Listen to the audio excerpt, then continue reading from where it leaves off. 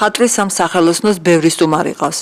მათ შორის ეს გოგონებიც, რომლებიც კვირაში რამდენჯერმე შემოდიან ამ სივრცეში.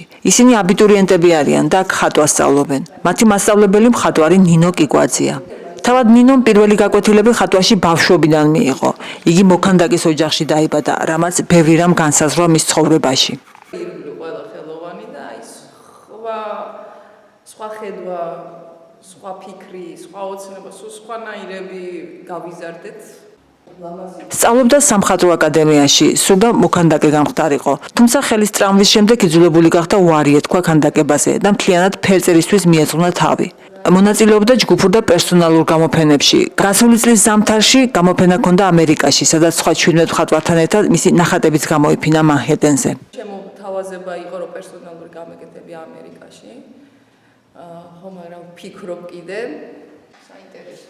მხატვრობა მისთვის მემკვიდრეობაა, რომელიც სიამოვნებით გადაიბარა. ხატვის პროცესი კი საკუთარ თავთან ჰარმონიაში ყოფნის მომენტი. სიმშვიდე, აი შენ თავს შენეკუთვნი და ეკუთვნი აი პირველ მომენტში შენ გარშემო არ არსებობს არაფერი და არავინ. მხატვრობაში თანამედროვე გამოწვევებს არ უფრთხის და სიახლის მისაღებადაც მზაობას ამჟღავნებს. აი როგორ აზროვნებს დღევანდელი თაობა, რა ხდება, როგორ ვითარდებით, როგორი ხედვა გვიყალიბდება, საით მივდივართ. ეს უფრო საინტერესო, მრავალფეროვნება უფრო საინტერესო არის. გამოჩნდება მთლიანობაში. ძიების პროცესი არ წყდება არც ხატვის და არც მოსწავლეებთან ურთიერთობის დროს. ძიება, რომელიც მისთვის მთავარი ღირებულებაა.